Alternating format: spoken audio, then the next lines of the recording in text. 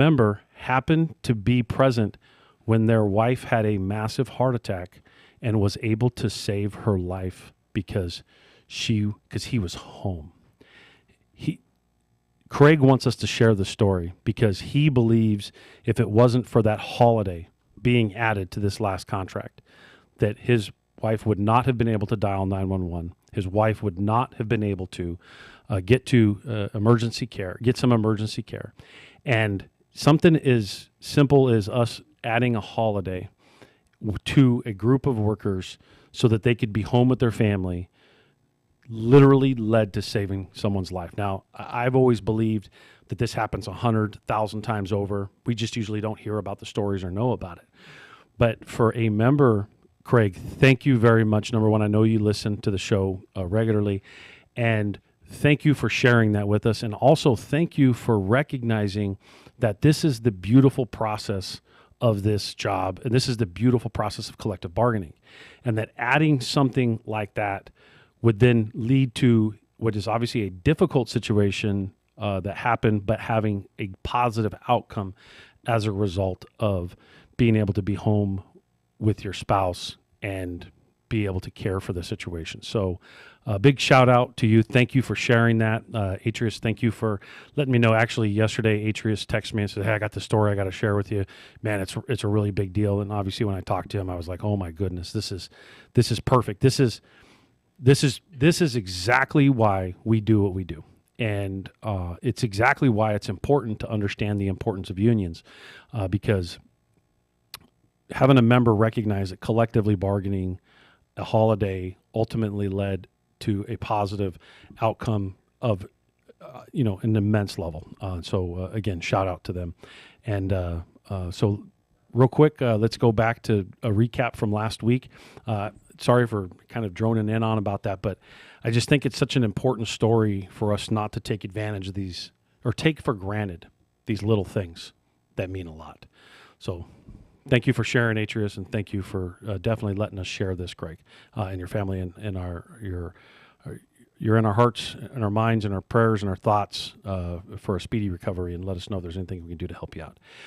Last week's show, we had a great show. We had Karen Jones on, the historian from the IBT in Washington, D.C.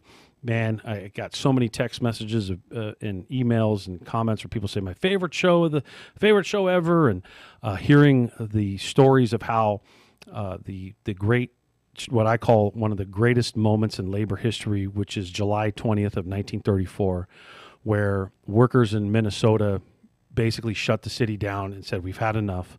Went on one of what's considered one of the greatest strikes in the history of our country, that ultimately led to multiple, many other labor disputes throughout the country that brought an end to essentially workers dying on the job, workers being put in very difficult situations. Karen did a very beautiful job, an amazing job of spelling out like the history leading up to it, the hard work of the individuals at the center of it, really talking about the women's groups in which came together to build solidarity within the community and hold each other's families accountable, and get involved with a dispute that really became community-wide. Karen, if you're listening, always a pleasure to have you on. As a matter of fact, most people had told me that they thought that we could do an hour with her. We could probably do 3 hours with Karen. She's amazing, and what we'll do is we'll bring her on more and have her talk about other significant points in history, and maybe we'll do some a bit longer shows with her, because that time that we had with her just blew by extremely fast. We also had Dr. G on from Ava Dental. He's been a longtime partner, did a great job of sharing his history, and we appreciate him coming on. And ironically, we got a dentist here today too. He's going to talk to us about his partnership here in San Bernardino, or over in San Bernardino. And as far as a future show is concerned, I'm really excited to have Randy Kamek on here in the near future. We're going to have him on at a future show here pretty soon. The last couple times I've tried to squeeze him in, he's had a couple commitments that's not been able to get him on. But looking forward to you, Randy. Hopefully you're listening in, and you recognize how much we all appreciate the amount of energy you've put into the labor movement over the last literally 50 years. And so now it's a part of the show where we get into live shout-outs. This list is getting longer and longer each week. That's a good sign. That tells us more and more people are listening live. So we have Sonia Jackson and the SDP group from ARMC, Teresa Preciado and Jason Nugent listening live. They're actually part of those. They're on our NEO team, and obviously all of you know Teresa. It's one of our most listened to shows to this point. David Mitchell from the Fontana Family Health Clinic.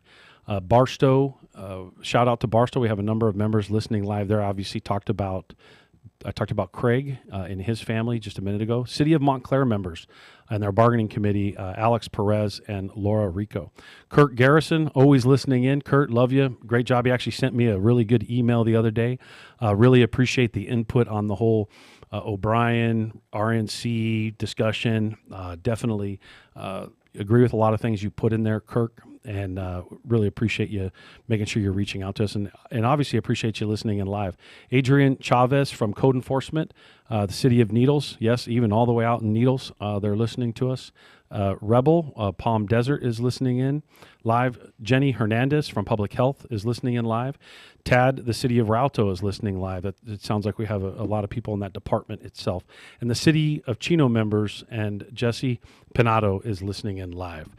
So that takes us to the next part of our show, which is our Teamster jobs. And I think it's important for us to, I got to find my Teamster jobs. What did I do with them? I set them somewhere here. Oh, there they are. So we're going to do something fun this week on the Teamster jobs. The city of Fontana is currently in negotiations, literally in negotiations right now with our staff member, Carlos Gonzalez. They're bargaining right now. So we're going to do a shout out on 3 of their jobs individually on what happens, what Teamsters do in the city of Fontana. One of them is administrative clerks, customer service, data entry, general office work. So if you come into the city of Fontana, it's very likely that the person that you're meeting at the front desk or the information desk or somewhere where they're going to point you in the right direction because you need something in the city, it's most likely a Teamster that you are interfacing with.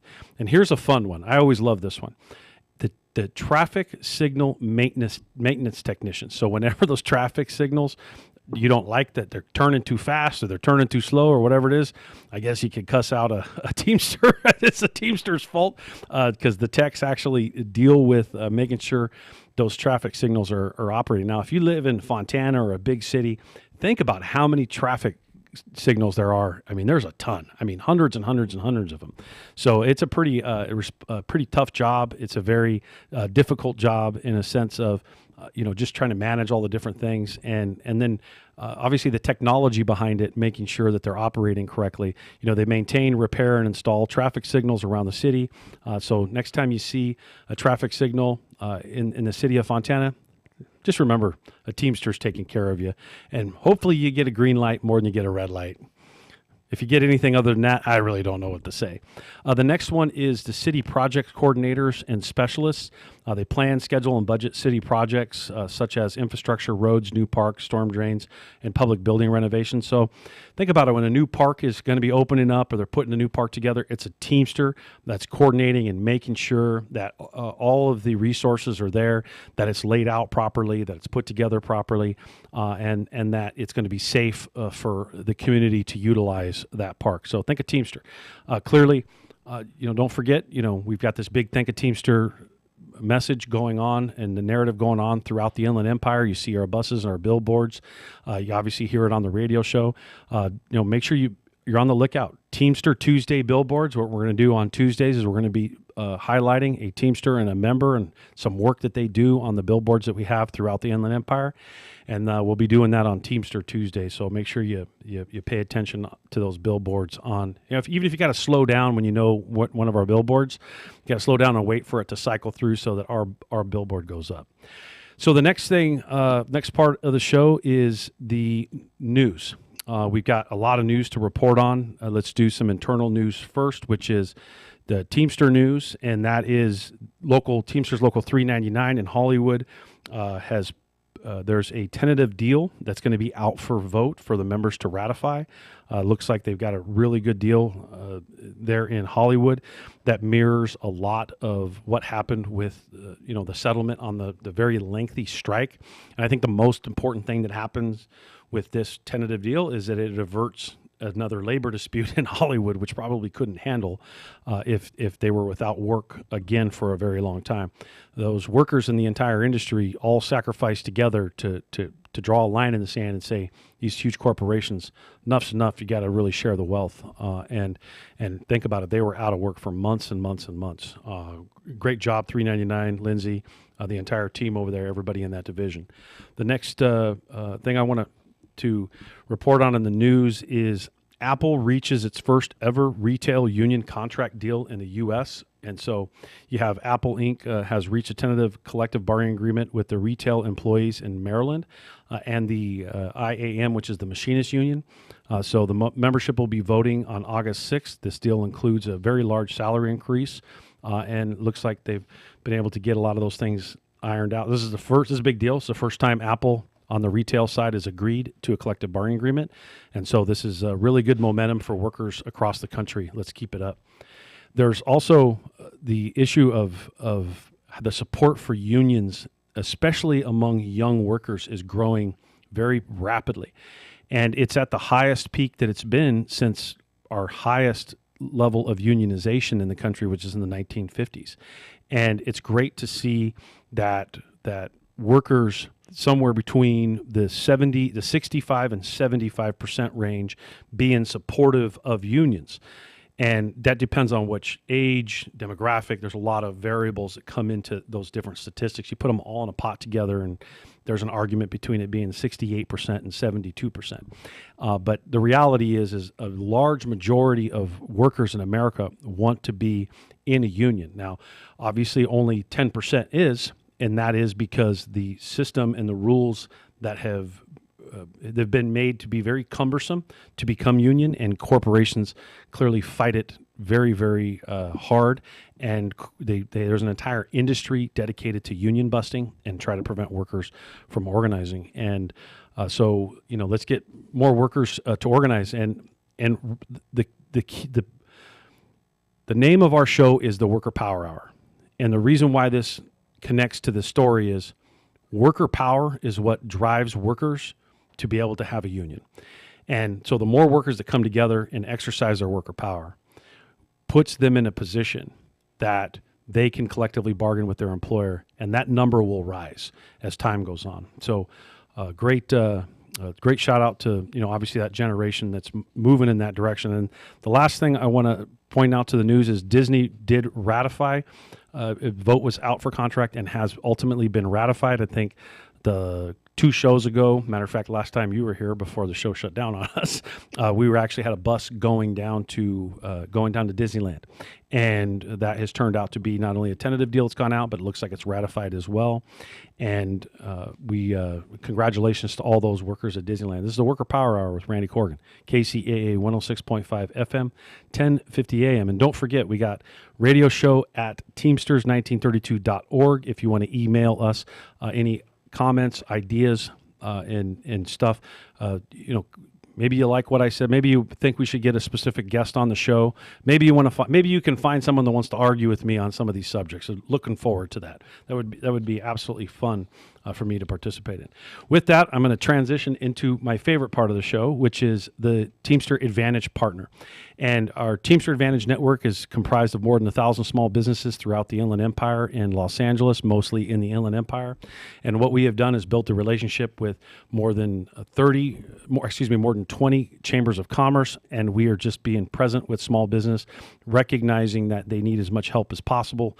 Much like workers in America, they're just struggling every day to pay their bills, take care of their family, work really hard, and these big corporations sometimes just have way too much control, and it's really hard to compete. And what our Teamster Advantage program does is it props up these small businesses in these communities and gives them access to our more than 30,000 members between Teamsters Local 1932 and Local 63, and allows we encourage our members to engage with these small businesses, number one, and number two, it brings an awareness of how important small businesses are to a local community. And so I have a guest here who is a dentist here in San Bernardino and is a new Teamster Advantage partner, correct? Correct. So why don't you introduce yourself and let's talk about your local business, and I'll ask you some questions from there. Yeah, so thank you guys for just having me here on the show. I really appreciate everything. My name is Philip Tagatek. I'm a general dentist here in San Bernardino. Started off the practice here back February 2023, actually with Dr. G at Ava Dental. And it was because of Dr. G and Ava Dental that showed me what the unions were like. My first patients were all unions, all union members actually. We had late hours and we had Saturday and Friday appointments. So just trying to help everyone out. You know, a lot of these union workers worked late hours. So after 5 o'clock appointments, that was something that just brought business in, and having those Friday and Saturday appointments really helped us out. So, yeah. And then all of a sudden I just wanted to see what it was like, you know, running a small business. And again, I just say thank you to Dr. G and Ava for just giving me that big break, to giving me that confidence to say, you know what, let's see what we can do. And so we continue to help out with, we still see the same patients. I offered the patients to go out to Ava Dental, but it's been great, you know, just coming here to San Bernardino. Why San Bernardino? Yeah. While everybody's running from San Bernardino, we're obviously asking people not to, because we think it's a great community and there's a lot of positive that can be offered here. What drives you to be in San Bernardino and to have a thriving business here? Yeah, so thriving, we're working on that right now. We're getting by. Gotcha. We're a startup. Just starting up, yeah. Yeah. As far as San Bernardino goes, back in dental school, I went to school in Pomona, Western University, and there was a free clinic, Riverside Free Clinic out here, and I was like, wow, as a dental student, I can go out here and provide services and help people out. And so stuck around with them, really liked it, and then graduated. I was like, oh man, I have to leave this now clinic. What am I going to do? Be there. Right. And little by little, you know, there's just opportunity out here in San Bernardino. I always knew I wanted to own a practice. I just didn't know where, when, or how to buy a practice. Most general dentists, when they buy a practice, they buy it 3 to 7 years after they graduate. I bought the practice around less than a year after graduating, and it was all the way out in San Bernardino. So I saw an opportunity to, one, own a practice, but number two, be able to help a community that really needs a dentist. A lot of people, like you said, run away from San Bernardino. And as I've started to get involved with the community here, being part of the Chamber of Commerce, being part of the Rotary Club, I can see that San Bernardino has a lot of potential. I mean, it was an all-America city just, less than a decade, or no, 50 years 1977. ago. 1977, Yep. about 50 years ago. And, you know, sure, I'm out here doing business, but if I'm here doing business, I might as well try to make this community better. What impact can I do? And it starts with affecting everyone around you. And so starting with the Teamsters, starting with my local neighbors at work, how can I help benefit this community? And so, you know, funny enough, with the Chamber of Commerce, I just got to say thank you to them. You know, I reached out to them saying, hey, I'm new here. How can you guys help me out? And how can I help you guys out? And they helped do a grand opening, the first grand opening that they've done since COVID. Mm-hmm. So it's been 3-4 years, but that's really what got me started with really getting involved with the community here and really showing me, like, there's a lot of people back here supporting this city, supporting this county. We want it to succeed. Yeah, they want it to succeed. Yes. It's just a lot of people want to run away. And for me, if my foot's on the ground here, I'm going to do everything I can to help benefit this community, see if we can get this community on the right track. And having, you know, meeting you here, and I think Mark definitely helped me out just get this. Yeah, Mark's busy over there talking right now. he's He's busy. jabbering and distracting us. Yeah, but Mark was the one that, you know, just reached out and said, hey, how'd you like to be a local Teamsters Advantage? One of my patients actually reached out saying, hey, I know a guy, he can probably help you out. And from there, it's history. So here I am. Awesome. So what's the discount that we have worked out for our members that participate in, that go to you as a dentist? Because you do two things. Not only are you Teamster Advantage, but you also do some free stuff for the community too. Yeah, so right now for the community, we're doing about a 10% discount. Right now, I'm actually working with Mark to get into network with all the Teamsters PPOs and looking into the HMOs. I'm not too familiar with the HMOs and dental insurances, but for all the Teamsters members who show up with their little card, they get a nice little 10% discount over not the entire treatment, but their patient portion out of pocket. And of course, we'll always take care of them with emergency calls. If they come in, we'll squeeze every patient in to make sure that they're all taken care of. Yeah, and that's, it seems like dentistry really a lot of times falls into only dealing with it during an emergency because nobody, and I'm guilty of this, guilty as charged. I am terrible about going to the dentist. Now, my wife, on the other hand, she is really good about going to the dentist, and she gives me, she gives me a ration all the time saying, "How come you don't go to the dentist? What's wrong with you?" Da, da, da. I'm like the average person, right? That we're terrible about going to the dentist. Yeah. Why are we so bad? Why are we so bad with this? So it's funny you mentioned that. So a lot of times I get patients who only come in when they're in pain. Right. And, it's like, oh, man, if we caught this 6 months ago, you'd be it's just fine. a It'd be small easy. thing. It'd be easy. But now we're looking at a root canal. Now we're looking at extraction and an implant. Oh, somebody I work with just went through this. Like they kicked it off, kicked it off, and it turned into a disaster. Yeah. In the hospital for a couple days. Oh, wow. That's how bad the infection in them. And you're listening live right now, by the way, and you know exactly who I'm talking about. Well, they didn't come to me, so I don't No, what they did is they didn't go. They just didn't go. They never went to the Yeah. And they put it off. And then when they went in, finally, the dentist was like, "Yeah, you need to go to the emergency room." Wow. Like, I'm going to do what I can, but you got to get to the emergency room right away. And they actually put him in for a couple days. And anyway, so don't put it off. No, don't put off dentistry. I always tell patients, I feel like the used car sale or the tire salesman is like, "Hey, your tires are wearing out. You should probably look into, taking care of that filling."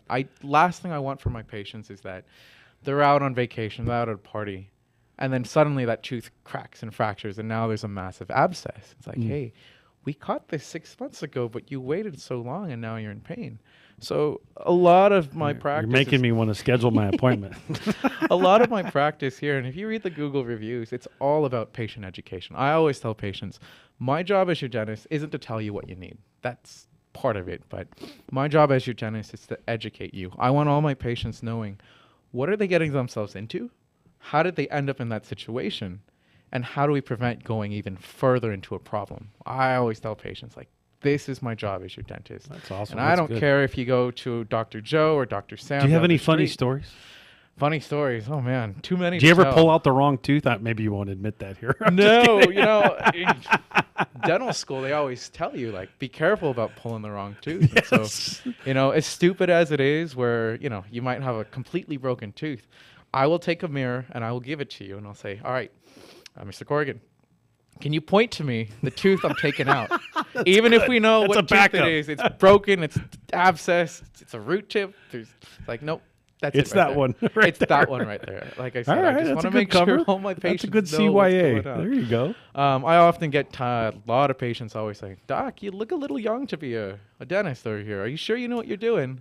As I'm numbing them, it's like, no, I'm pretty sure I know what I'm doing. Right. You know. Here's what's funny. I was young when I got into the labor movement. I was 21, 22. And being that age, I faced a lot of criticism or people not taking me serious because of that youth. So for me, whenever I hear that story of somebody being young in a certain profession, I always go, "No, I can feel your pain." Yeah, and a lot of as you got a needle in your hand. Yeah, I'm good. yeah, I'm pretty sure I know what I'm doing. Got my license, but granted to them, I did graduate fairly young. I think I was 26 when I graduated dental school. You do look like you're 22 or 23. And that's not a shot. That's I look like I'm 70. So I'd rather be on the side where you look young. Yeah, but been practicing for several years now, so just it's been a good time. After patients hear me out with the treatment plan and just listening to them. I think a lot of dentists out here, or I think oftentimes, people just get overworked. They just hear what they need to hear and they just sign the paper of, oh, this is how much I owe. But I always try to tell patients, like, this is option one. This is what I would do if you were my mom or dad. This is what I would do for a friend. And then the last treatment option is what I would do for an ex. Of course, I'd take care of you. But, This is great. this is something that is not ideal, but it will get you by, and I always give patient autonomy as number one in the practice. I want you to make But sure. you have tears for them. There's tears for X them. has got a tear. I love this X has guy. got a tear. You gotta love them, right? Still. All right, we're going to wrap up this side of the hour. Anything you want to close on? We really appreciate you coming on. We appreciate the relationship and the future partnership. Obviously, you being new to the Teamster Advantage Network, you're going to find all the benefits that come with this free service, right?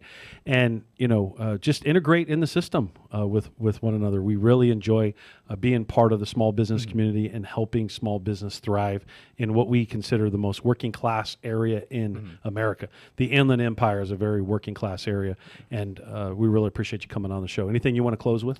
Yeah, closing off, just, again, thank you for having me here, you and Mark, for setting all this up. And if there's anything I can do for the community, any small businesses out there that, educates children or anything, I'm out there to help you guys out. If there's anything I can do, just let me know. No problem. Thank you. So Worker Power Hour with Randy Corrigan, KCAA 106.5 FM, 1050 AM. It was hiding behind the camera and I was reading. Going to break. See you on the other side.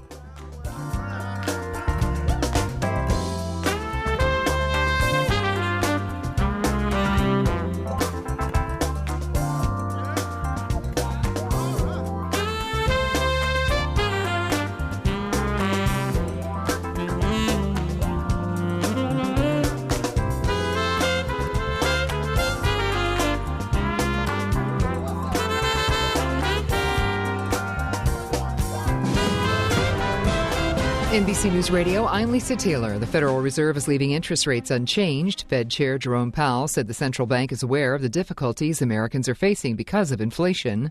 My colleagues and I are acutely aware that high inflation imposes significant hardship as it erodes purchasing power, especially for those least able to meet the higher costs of essentials like food, housing, and transportation. Rates have been in the same range for the past year as the Fed tries to lower inflation to its goal of 2%. However, investors believe rate cuts are likely to begin in September. President Biden is set to kick off the Democratic National Convention with a primetime speech. Reports say the president's speech will focus on passing the torch to Vice President Kamala Harris. Democrats will begin the process of officially nominating the party's candidate for president with a virtual roll call Thursday. Former President Trump is clashing with reporters at the National Association of Black Journalists annual convention in Chicago. Trump took issue with ABC News congressional correspondent Rachel Scott's opening line of questioning. Well, first of all, I don't think I've ever been asked a question in such a horrible manner. The first question. You don't even say, hello, how are you? Are you with ABC? Because I think they're a fake news network, a terrible network. Scott asked Trump why black voters should trust him following disparaging comments he's made about his political opponents in the past. Trump called the introduction disgraceful and rude.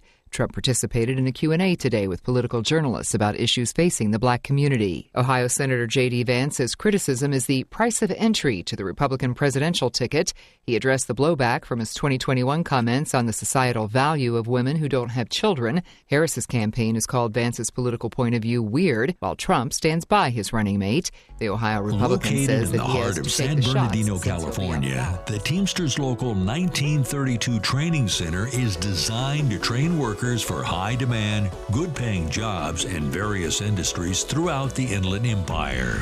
If you want a pathway to a high-paying job and the respect that comes with a union contract, visit 1932trainingcenter.org to enroll today. That's 1932trainingcenter.org.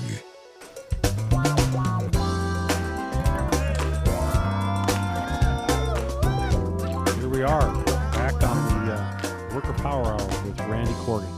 KCAA 1050 AM, 106.5 FM.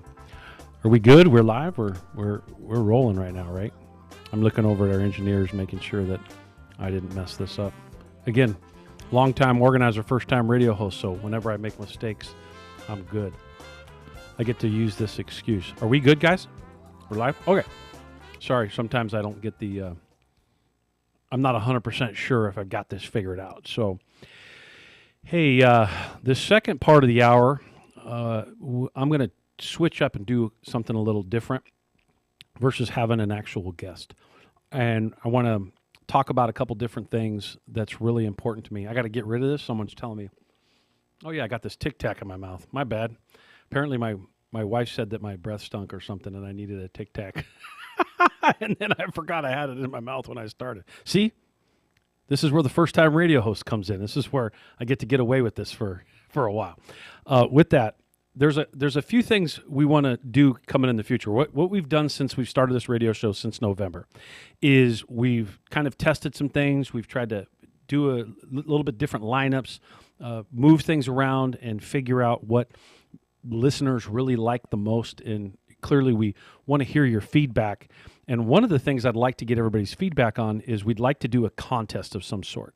And we have a bunch of ideas on what the contest might be, but I think it'd be better served if we hear from you exactly what kind of contest would be fun for our show and the way our show comes together. And whether it's and you could email us at radioshow@teamsters1932.org and send us a idea of a contest. That's one of the first things I want to cover, because the more we interact with our listeners and our members, the better the show is going to be, the better the content's going to be. And so we really want it to reflect the needs of the show. And hey, I just want to call out Mark and the engineer in there. You guys talking in there are distracting me. I'm a first-time radio host. I'm just letting you know. So what Mark is trying to do is he's trying to learn how to run the board over here. And, for anybody who knows Mark Orr, he's definitely a talker. And see, now he's grabbing the microphone and he's going to try to jump in here and say something. I'm learning, Randy. I'm trying to learn for you. I know, but you're distracting me. I'm going to have to get a little blind here and close the blinds. I like to give Mark a little bit of Marky Poo, as we call him in the family. We all, and everybody just laughed here, and I know everybody who's listening that knows what that means just laughed. And now he's looking at me like, oh, I can't believe you just let the secret out. Well, now it's permanent. Everybody's going to know, because now it's live on the air, and it's also going to be on a podcast. So with that, we'd love to hear from you on these contests. Please email us again at radioshow@teamsters1932.org. That way we can come up with a good idea for a contest that connects to the show and encourages listening or encourages interaction. Would love to hear all of your ideas. The next thing I want to just quickly bring up and tell you about is I had a really, really fun interaction with San Bernardino PD a week ago Sunday. And I know Robert, who's sitting here, and Mark, who's sitting here. Mark actually got a front row seat, literally, in the front seat of my car, watching my interaction with San Bernardino PD a week ago Sunday on a picket line. And the reason I bring it up is because, shall I say, I was very aggressive. And for those of you that support law enforcement, I just want you to understand that this is an attack on law enforcement. The Teamsters are the largest union that represents law enforcement in the country. So I'm prefacing that. That doesn't mean that we always have a great relationship with the department. We do have a great relationship with a lot of police departments all over this country. But for some reason, some police departments, it's like they want to run things their own way. And they want to violate workers' rights, and they want to violate people's rights.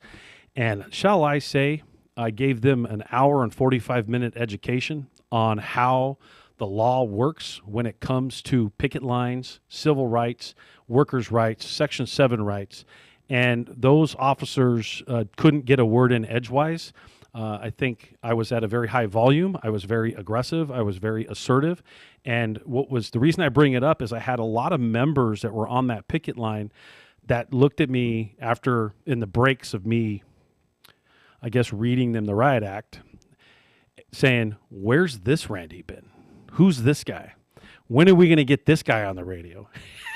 Now my wife's sitting over there shaking her finger at me saying, you can't have that, Randy, on the radio. Now, mind you, I never swore at them. I never cussed. I never used any foul language. I never insulted them. What I did is I laid out the law and I laid out the facts, and I explained to them how they were not going to violate workers' rights anymore. They were not going to violate our First Amendment right, and they were not going to violate the civil rights of those individuals that were on that picket line. And we warned them very sternly of what the rules, the laws, and the requirements and regulations were, and basically said, if you do these things, we're going to hold you individually accountable, not just as a department, but individually as officers. And again, I want to say, we're a huge supporter of law enforcement, and we have lots of law enforcement agencies that we represent, including San Bernardino County Sheriff's Department, including Ontario PD. I can list, just in my local alone, a ton of law enforcement agencies that we have great relationships with. Unfortunately, we don't have one with San Bernardino, the city of San Bernardino. And hopefully that repairs at some point. But again, the reason I bring it up on the show is there's a lot of people that want to see the more, argumentative side of Randy, the side that maybe you see in bargaining, or you see on a picket line, or you see in a very confrontational setting. Because I'm a very toned down version of Randy on this show, as everybody would say. That's, you got to. As a matter of fact, Randy Kamek said, "I barely recognize your voice because it's not like you're at work. You sound totally different than when you're doing your job." As a great example, San Diego PD joined 1699 and UNOC on the strike and was very helpful versus getting a bunch of cars and trying to ram through the picket line and doing something crazy. So again, I bring it up because a bunch of members have actually asked me, and if members have been with me in bargaining, they've seen moments of that flare up. My younger self was very, very animated. I would say much more animated than I am today. My wife is sitting over there again, laughing and kind of. I should get her over here, make her sit down so she can talk. Or I can get Mark here to tell stories about my. No, we can't do that, right? Yeah, that's a totally different show. We got to actually go on to a different show and talk about the youth. Anyway, I want to preface that before I move into discussing the grievance procedure, but. In a nutshell, maybe at some point we'll get up what everybody calls as a fired up Randy, because on that picket line with Amazon, Robert, am I right? Was I a fired up Randy or what? Yeah, Robert was like, "Oh my God, I've never seen anything like that." Like, as a matter of fact, I had two people in the car with me that I've known for decades, and when I was out of the car, they were like, "Okay, I don't get to see that Randy very often." And the reason why is because I don't like to be that far over the top. It just, for me, it was an issue that when you see workers at Amazon that are fighting like they are, and I saw other workers who are police officers that have a retiree medical, that have the ability to retire young, that have a pension, that have great wages and make a good earning, trying to break the spirit of the workers that fought for those workers fought for police officers to even have the right to collectively bargain. And we can actually do a full subject on that later on, and that the private sector went on strike and died for the public sector to have the right to bargain. That is a fact, absolute fact. And it is taken for granted every day, and it should be corrected. And so with that, I'm going to transition into something else, which is a discussion about the grievance procedure.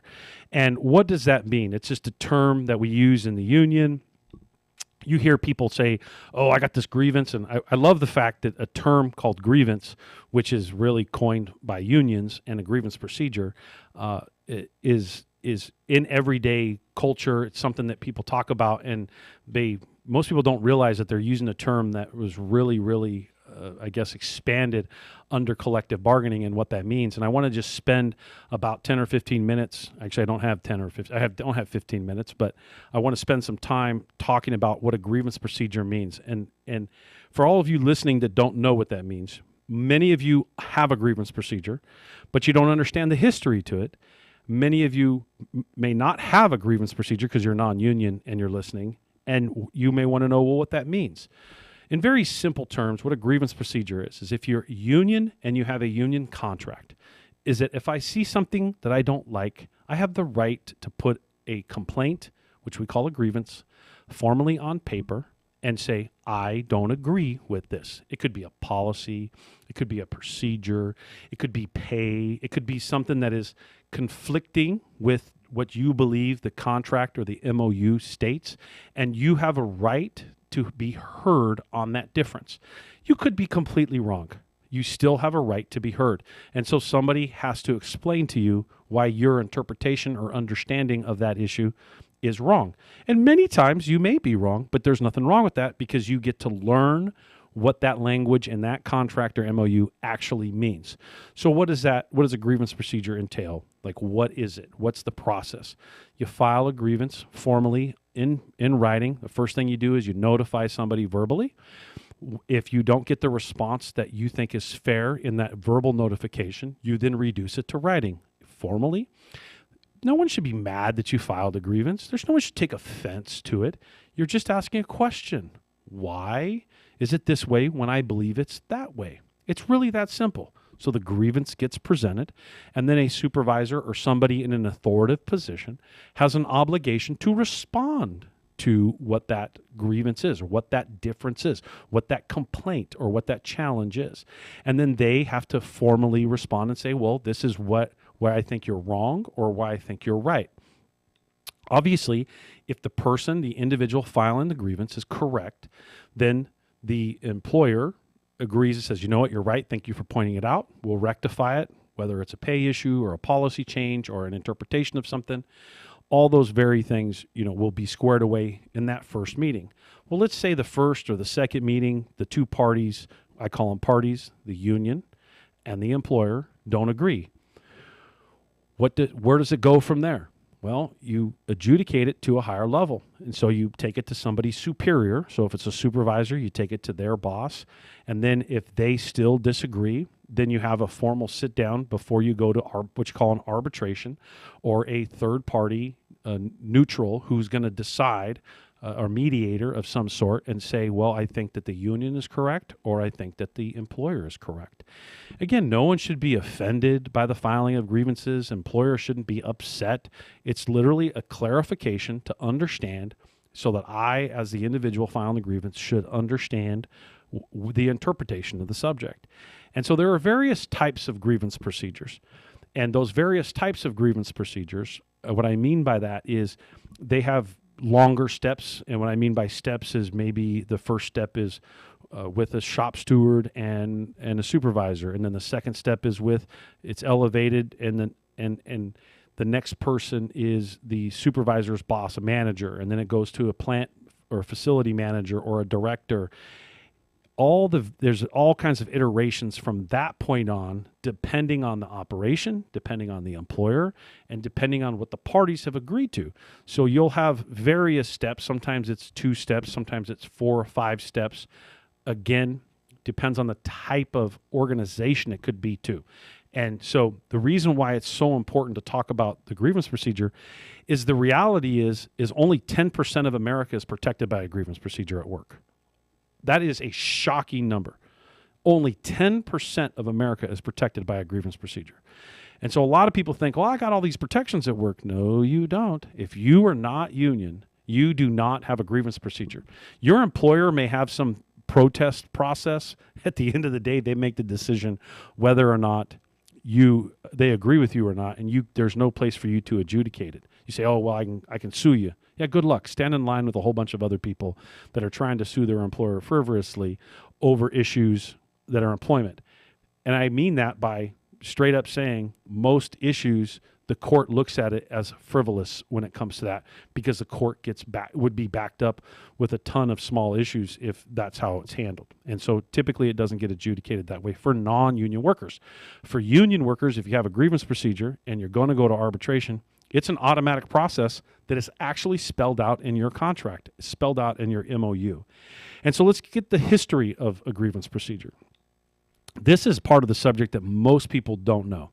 And the history of what a grievance procedure is in the early 1900s, in let's say 1920, 1915, 1910, 1930, before about 1935, the way grievances were resolved is the workers at a particular facility, as crazy as this is going to sound when I say this, if the employer didn't agree with the grievance, their remedy was to go on strike. So in other words, they had a 3-year contract, and let's say a month into the contract, they had a dispute over an issue, and somebody filed a grievance, and the employer didn't agree with the grievance, then what happened is the employer is supposed to, the employer would say, well, I don't agree, I'm not going to make the change. Then the union would have to say, okay, well, we don't agree with you, we're going to walk off the job, and we're not going to work until you resolve the grievance. That is what the grievance procedure was prior to about 1935 to 40. The grievance procedure started to move into a process because if you went on strike, let's say it was over a back pay issue, something minor, and everybody decided to walk off the job. Obviously, there's some things that we probably shouldn't be walking off the job for. However, the court system started to get backed up with these types of cases. And so the employer would go to court, the union would go to court, we'd have the strike going on. Obviously, this is going back 100 years. And the court system started to get filled up with these disputes. So what everybody decided to do was come up with grievance procedures that would then be implemented into the contract so that labor management would be able to create a system that would resolve them and prevent them from going on strike over every single issue. And so question that came in, it says, what happens if a member fears retaliation for filing a grievance? Well, first of all, you need to talk to your union and you need to recognize you should not feel any, if you feel retaliated against because you filed a grievance, there's a bigger problem now in your work area because you should not feel that way. And if you feel that way, you need to sit down with the employer and say, I'm being straight up. We feel as if we're going to be retaliated against. That is actually against the law. We have a right to strike an employer over that issue. That's what they call an unfair labor practice. So seeing that question come in, I know I switched gears here, but I'll get back to the point. The fact that the court system, I only got 3 minutes, 3.5. Oh my, yeesh, this is going fast. I still got a couple points I got to hit. So the grievance procedure originally was resolved through a labor dispute. So long story short, that's been put into the contract to have steps to adjudicate and get to a neutral party to decide who is right and who is wrong. Why is it necessary to have this process, and why is it necessary to make sure this process is utilized? First of all, I think sometimes it gets overutilized and sometimes it gets underutilized. The most important aspect about a grievance procedure that needs to be recognized is what worker power means when it comes to the grievance procedure. I have been doing this job over 30 years, and areas that I have worker power where workers have a tremendous amount of strength and solidarity, I don't get a lot of grievances. The reason I don't get a lot of grievances is because issues get resolved, number one. Number two, I don't need to depend on a piece of paper and a contract for the employer to recognize the power of the workforce. And worker power will override everything. And I have seen very, very strong examples in my time where workers have exercised their power in a space, and the employer says, well, we got a grievance procedure. And I look at them and say, I don't know what to tell you, but that grievance procedure tells us it's going to take about 6 months to resolve this. This group is fired up enough on the issue. You got about 6 minutes, not 6 months. And if you don't believe me, this is what the workers are willing to do. And most of the time what happens is that employer caves in and we're able to come to a reasonable conclusion. It is the union's responsibility in those instances where there's that much power to be reasonable. It is our responsibility. If we overstretch and overreach our power, we're going to abuse it and we're going to lose it. And so what do I got, 60 seconds? Okay. So hopefully I did a good job of just giving some basics on grievance procedure. I don't know if anybody has texted me while I'm on here. No, they did not. So I actually told my staff if anything came up while I was talking about grievance procedure, throw it at me. Apparently somebody did through that question I asked earlier. But really this all focuses around worker power. And what we're doing in the Inland Empire around worker power and talking about the grievance procedure, talking about workers organizing. The reason why we got billboards and we got the Teamster Advantage Network and we have the radio show and we have the buses with our branding on it. And we're openly talking about worker power like we are is we want more and more workers to understand the collective power that they have so that they can get a fair share. So that when somebody goes to work in a job, they can afford to buy a home, so they can afford to buy a nice car, so they can live in a nice neighborhood and have the means to take care of their working class family. And how do we build worker power? The way we build worker power is we talk with our family, we talk with our friends, we talk with our neighbors, and we make sure that we understand each other's fights and we're willing to work together and we're willing to help one another in this space by continuing to support each other's, let's say, grievance or issue. With 90% of the workforce not having a union, this is exactly why corporate America has been able to kind of gut what a worker gets, what the average worker gets in this system today. And so this is KCAA 106.5 FM, 1050 AM. This is the Worker Power Hour with Randy Corrigan, longtime organizer, first-time radio host. Signing off.